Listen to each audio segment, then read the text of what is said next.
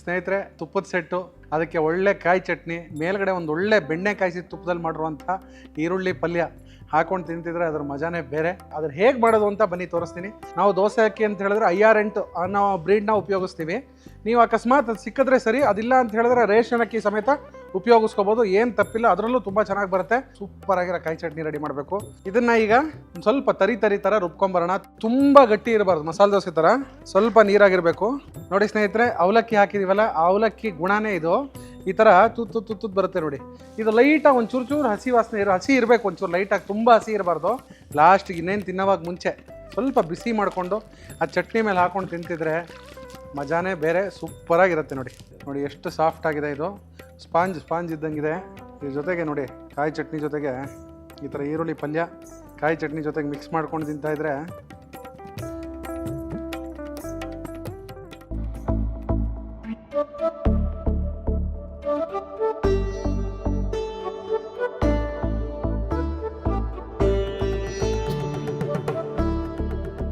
ಸ್ನೇಹಿತರೆ, ಎಲ್ಲರಿಗೂ ನಮ್ಮ ಕಲರ್ ಟಾಕೀಸ್ ಚಾನಲ್ಗೆ ಮತ್ತೊಮ್ಮೆ ಸ್ವಾಗತ ಹಾಗೂ ಸುಸ್ವಾಗತ. ಸುಮಾರು ಜನ ಕಮೆಂಟ್ ಸೆಕ್ಷನಲ್ಲಿ ಮತ್ತೆ ಫೋನ್ ಮಾಡಿ ಕೇಳ್ತಾ ಇದ್ರು, ಮಸಾಲೆ ದೋಸೆ ತೋರಿಸಿದ್ರಿ, ಮುಳುಬಾಗ್ಲು ಮಸಾಲೆ ದೋಸೆ ತೋರಿಸಿದ್ರಿ, ಒಳ್ಳೆ ಒಂದು ಸೆಟ್ ದೋಸೆ ತೋರಿಸಿ ಅಂತ ಹೇಳಿ. ಅದಕ್ಕೆ ಇವತ್ತು ಬರೀ ಸೆಟ್ ದೋಸೆ ತೋರಿಸೋದಿರಲಿ, ನಮ್ಮ ಊರು ಹಾಸನದಲ್ಲಿ ಒಳ್ಳೆ ತುಪ್ಪದ ಸೆಟ್ ದೋಸೆ ಅಂತ ಮಾಡ್ತಾರೆ. ತುಪ್ಪದ ಸೆಟ್ಟು ಅಂದರೆ ಬರೀ ತುಪ್ಪ ಹಾಕಿ ಸೆಟ್ ದೋಸೆ ಮಾಡೋವಂಥದ್ದಲ್ಲ. ತುಪ್ಪ ಹಾಕಿ ಸೆಟ್ ದೋಸೆ ಮಾಡೋದಲ್ದೇ ಅದಕ್ಕೆ ಒಂದು ಒಳ್ಳೆ ಈರುಳ್ಳಿ ಪಲ್ಯ, ತುಪ್ಪದಲ್ಲಿ ಹುರಿದಿರೋಂಥ ಈರುಳ್ಳಿ, ಬೆಣ್ಣೆಲಿ ಹುರಿದಿರೋಂಥ ಈರುಳ್ಳಿ ಪಲ್ಯ, ಅದ್ರ ಮೇಲೆ ಒಳ್ಳೆ ಕಾಯಿ ಚಟ್ನಿ ಮೇಲೆ ಹಾಕೊಟ್ಬಿಟ್ರೆ ಆ ತುಪ್ಪದ ಸೆಟ್ ತಿನ್ನೋಕ್ಕೆ ಒಂದು ಮಜಾ ಬರುತ್ತೆ. ಅದ್ರ ಹೇಗೆ ಮಾಡೋದು ಅಂತ ಬನ್ನಿ ತೋರಿಸ್ತೀನಿ. ತುಂಬ ಇಷ್ಟ ಆಗುತ್ತೆ.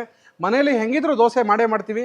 ಅದನ್ನ ಈ ಥರ ಸ್ಪೆಷಲ್ಲಾಗಿ ಒಂದು ಒಳ್ಳೆ ಎಕ್ಸ್ಟ್ರಾ ಪಿಂಚ್ ಕೊಟ್ಟು ಮಾಡಿದ್ರೆ ಇನ್ನೂ ಎಲ್ಲರಿಗೂ ಇಷ್ಟ ಆಗುತ್ತೆ. ಮನೆ ಮಂದಿ ಎಲ್ಲ ಖುಷಿಯಿಂದ ಊಟ ಮಾಡ್ಬೋದು ಅಥವಾ ತಿಂಡಿ ತಿನ್ಬೋದು ಅಂತ ಹೇಳ್ತಾ, ಈಗ ತುಪ್ಪದ ಸೆಟ್ ಹೇಗೆ ಮಾಡೋದು ಅಂತ ಬನ್ನಿ ತೋರಿಸ್ತೀನಿ. ಸ್ನೇಹಿತರೆ, ಈ ತುಪ್ಪದ ಸೆಟ್ ದೋಸೆ ಮಾಡೋದಕ್ಕೆ ಫಸ್ಟು ಸೆಟ್ ದೋಸೆಗೆ ನೆನೆಸ್ಕೋಬೇಕಲ್ವಾ ದೋಸೆ ಹಿಟ್ಟಿಗೆ. ಆ ನೆನೆಸೋದಕ್ಕೆ ನಾನು 2 ಬೌಲ್ನಷ್ಟು ಅಂದರೆ ಒಂದು 200 ಗ್ರಾಮಷ್ಟು ದೋಸೆ ಅಕ್ಕಿನ ತೊಗೊಂಡಿದ್ದೀನಿ. ಅದನ್ನು ಹಾಕ್ಕೊಳ್ತಾ ಇದ್ದೀನಿ. ನೋಡಿ, 100 ಗ್ರಾಮು, 200 ಗ್ರಾಮಷ್ಟು ದೋಸೆ ಅಕ್ಕಿ ತೊಗೊಂಡಿದ್ದೀನಿ. ಸ್ನೇಹಿತರೆ, ದೋಸೆ ಅಕ್ಕಿ ಅಂತ ಹೇಳಿದ್ರೆ ಜನರಲ್ ಆಗಿ ನಾವು ಕಮರ್ಷಿಯಲ್ ಆಗಿ RVR ಕೇಟರರ್ಸಲ್ಲಿ ನಾವು ದೋಸೆ ಅಕ್ಕಿ ಅಂತ ಹೇಳಿದ್ರೆ IR8 ಅನ್ನೋ ಬ್ರೀಡ್ನ ಉಪಯೋಗಿಸ್ತೀವಿ. ನೀವು ಅಕಸ್ಮಾತ್ ಅದು ಸಿಕ್ಕಿದ್ರೆ ಸರಿ, ಅದಿಲ್ಲ ಅಂತ ಹೇಳಿದ್ರೆ ರೇಷನ್ ಅಕ್ಕಿ ಸಮೇತ ಉಪಯೋಗಿಸ್ಕೋಬೋದು, ಏನು ತಪ್ಪಿಲ್ಲ. ಅದರಲ್ಲೂ ತುಂಬ ಚೆನ್ನಾಗಿ ಬರುತ್ತೆ. ಬಟ್ ತೊಳೆಯೋವಾಗ ಒಂದು 5 ರಿಂದ 6 ಸಲ ಚೆನ್ನಾಗಿ ತೊಳ್ಕೊಬೇಕು. ಅದನ್ನು ಚೆನ್ನಾಗಿ ತೊಳೆದ್ರೆ ನಿಮಗೆ ಒಳ್ಳೆ ಕಲರ್ ಬರುತ್ತೆ ದೋಸೆ, ತುಂಬ ಚೆನ್ನಾಗಿರುತ್ತೆ.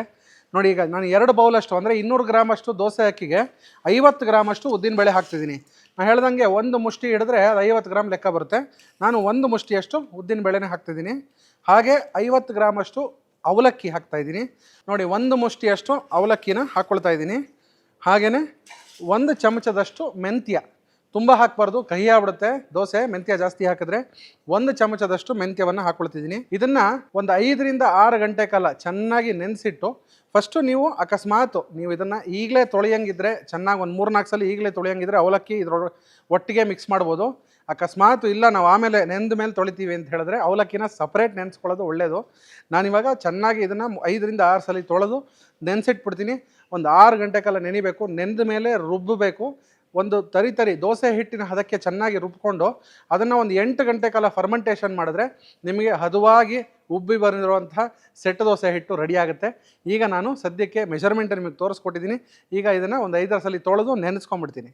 ಸ್ನೇಹಿತರೆ, ಇದನ್ನು ಚೆನ್ನಾಗಿ ವಾಶ್ ಮಾಡಬೇಕು. ಇದನ್ನು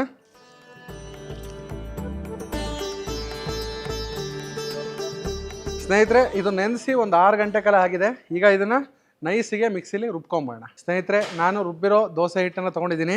ಅದಕ್ಕೆ ಈಗ ಸ್ವಲ್ಪ ರುಚಿಗೆ ತಕ್ಕಷ್ಟು ಉಪ್ಪನ್ನು ಸೇರಿಸ್ಕೊಂಡು ಸೆಟ್ ದೋಸೆಗೆ ಸ್ವಲ್ಪ ತುಂಬ ಗಟ್ಟಿ ಇರಬಾರ್ದು, ಮಸಾಲೆ ದೋಸೆ ಥರ ಸ್ವಲ್ಪ ನೀರಾಗಿರಬೇಕು.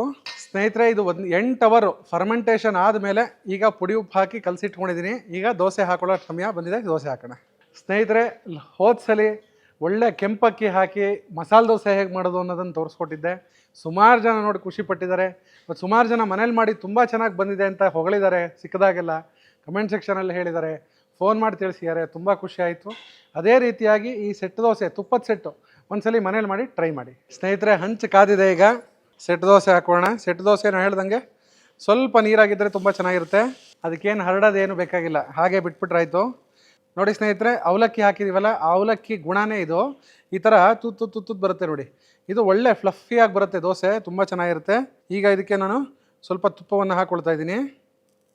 ಸ್ನೇಹಿತರೆ, ಇದೇ ಹಿಟ್ಟಲ್ಲಿ ಬೆಣ್ಣೆ ಖಾಲಿ ದೋಸೆ ಇವೆಲ್ಲ ಮಾಡ್ಕೋಬೋದು. ಮಸಾಲೆ ದೋಸೆ ಆಗಲ್ಲ, ಗರಿ ಬರಲ್ಲ. ಯಾಕಂದರೆ ಇದಕ್ಕೆ ಈ ಸೆಟ್ಟು ದೋಸೆಗೆ ಎಷ್ಟು ಸಾಫ್ಟ್ ಇರಬೇಕು ಅನ್ನೋದಕ್ಕೋಸ್ಕರ ಅದೇ ಸಪ್ರೇಟಾಗಿ ನೆನೆಸಿರೋದ್ರಿಂದ ಇದು ಸೆಟ್ಟು ದೋಸೆ, ಖಾಲಿ ದೋಸೆಗೆಲ್ಲ ತುಂಬ ಚೆನ್ನಾಗಿ ಬರುತ್ತೆ. ಮಸಾಲೆ ದೋಸೆಗೆ ನಾನು ಮುಂಚೆನೇ ತೋರಿಸಿರೋ ಒಂದು ವಿಡಿಯೋ ಇದೆ ನೋಡಿ, ಅದರಲ್ಲಿ ನೋಡಿದ್ರೆ ನಿಮ್ಗೆ ಗೊತ್ತಾಗುತ್ತೆ ಮಸಾಲೆ ದೋಸೆಗೆ ಯಾವ ಥರ ನೆನೆಸ್ಬೇಕು ಅಂತ. ಇದಕ್ಕೆ ಸೋಡಾ ಉಪಯೋಗಿಸೋ ಅವಶ್ಯಕತೆ ಇಲ್ಲ. ಯಾಕಂದರೆ ಉದ್ದಿನಬೇಳೆ, ಅವಲಕ್ಕಿ, ಅಕ್ಕಿ ಮತ್ತು ಮೆಂತ್ಯ ಹಾಕಿದ್ದೀವಲ್ಲ, ಅದ್ರ ಪ್ರಮಾಣ ಕರೆಕ್ಟಾಗಿದ್ಬಿಟ್ರೆ ಮತ್ತು ರುಬ್ಬಿರೋದು ಮತ್ತು ಫರ್ಮೆಂಟೇಷನ್ ಆಗಿರೋ ಪ್ರಮಾಣ ಕರೆಕ್ಟಾಗಿದ್ಬಿಟ್ರೆ ಇನ್ನು ಯಾವ ಸೋಡಾ ಅವಶ್ಯಕತೆ ಬರೋದಿಲ್ಲ ನಿಮಗೆ ದೋಸೆಗೆ. ಇದನ್ನು ಎರಡೂ ಕಡೆ ಹದವಾಗಿ ಒಂದು ಸಣ್ಣ ಕಾವಲ್ಲಿ ಬೇಯಿಸ್ಕೊಂಡ್ರೆ ತುಂಬ ಚೆನ್ನಾಗಿರುತ್ತೆ, ಸಾಫ್ಟಾಗಿರುತ್ತೆ ದೋಸೆ. ನೋಡಿ, ಮೆಂತ್ಯ, ಅವಲಕ್ಕಿ, ಅಕ್ಕಿ ಎಲ್ಲ ಹದವಾಗಿ ಹಾಕಿದ್ದೀವಲ್ಲ, ನೋಡಿ ಚೆನ್ನಾಗಿ ಬಂದಿದೆ, ಫ್ಲಫಿ ಆಗಿದೆ ನೋಡಿ. ಈಗ ಇನ್ನೊಂದು ದೋಸೆ ಹಾಕೋಣ ಅದೇ ಥರ. ನಾವೊಂದು 3ರಿಂದ 4 ಟೇಬಲ್ ಸ್ಪೂನಷ್ಟು ಸನ್ಪ್ಯೂರ್ ಕಡಲೆಕಾಯಿ ಎಣ್ಣೆಯನ್ನು ಉಪಯೋಗಿಸ್ತಾ ಇದ್ದೀನಿ ಸ್ನೇಹಿತರೆ. ಆಮೇಲೆ ಬೇರೆ ದೇಶಗಳಲ್ಲಿ ಅಂದರೆ ತಾಪಮಾನ ಕಮ್ಮಿ ಇರೋ ದೇಶಗಳಲ್ಲಿ, ಕೆಲವೊಂದು ಕಡೆ ಮೈನಸ್ ಇರುತ್ತೆ, ಅಲ್ಲಿ ಫರ್ಮೆಂಟೇಷನ್ ಆಗೋ ಪ್ರೋಸೆಸ್ ಸ್ವಲ್ಪ ಕಮ್ಮಿ ಆಗುತ್ತೆ, ಅಂದರೆ ಬೇಗ ಅಷ್ಟು ಉಷ್ಣಾಂಶ ಇರೋದಿಲ್ವಲ್ಲ, ಅದಕ್ಕೋಸ್ಕರ ಹೇಗೆ ಮಾಡೋದು ಅಂತ ಕೇಳ್ತಾರೆ ಸುಮಾರು ಜನ ಫೋನ್ ಮಾಡಿ.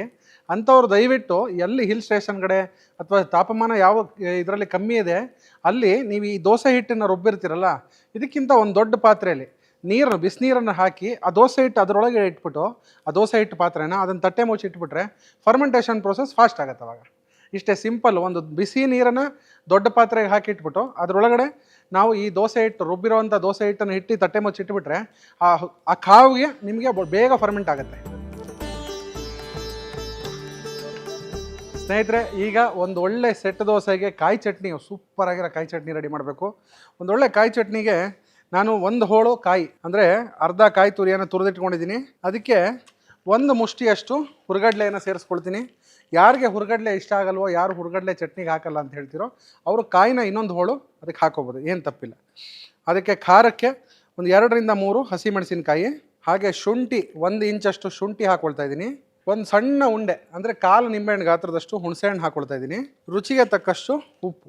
ಇದನ್ನು ಈಗ ಮಿಕ್ಸಿಲಿ ಚೆನ್ನಾಗಿ ಒಂದು ಸ್ವಲ್ಪ ತರಿ ಥರ ರುಬ್ಕೊಂಬರೋಣ. ತುಂಬ ನೈಸ್ ಮಾಡಿದ್ರೆ ಚಟ್ನಿ ಚೆನ್ನಾಗಿರಲ್ಲ, ಸ್ವಲ್ಪ ತರಿ ಥರ ರುಬ್ಕೊಂಬರೋಣ, ತುಂಬ ಚೆನ್ನಾಗಿರುತ್ತೆ.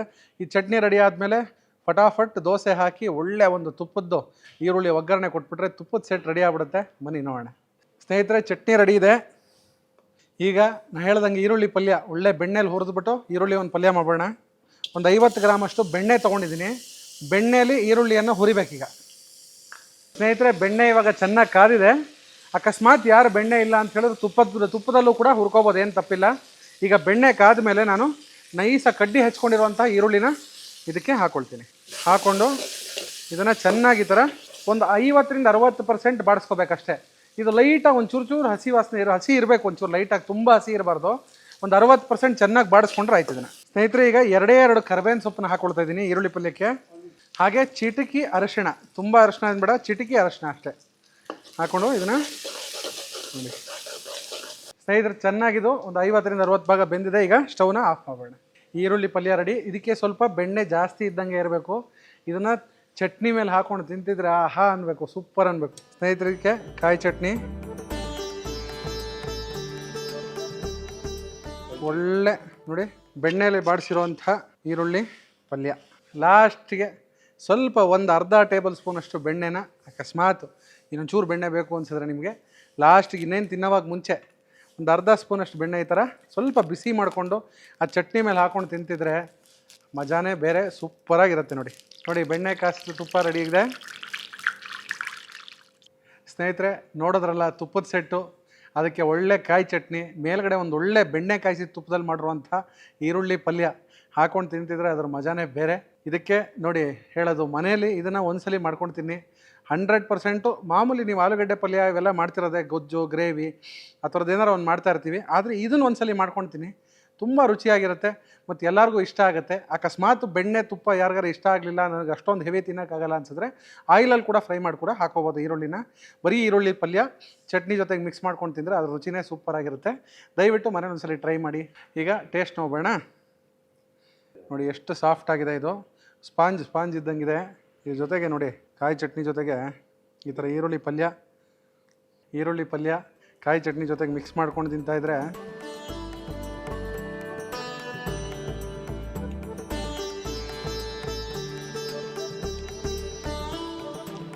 ಸ್ನೇಹಿತರೆ, ತುಂಬ ಅದ್ಭುತವಾಗಿದೆ, ತುಂಬ ಸಾಫ್ಟ್ ಆಗಿದೆ, ಆ ಫ್ಲೇವರ್ಫುಲ್ ಆಗಿದೆ.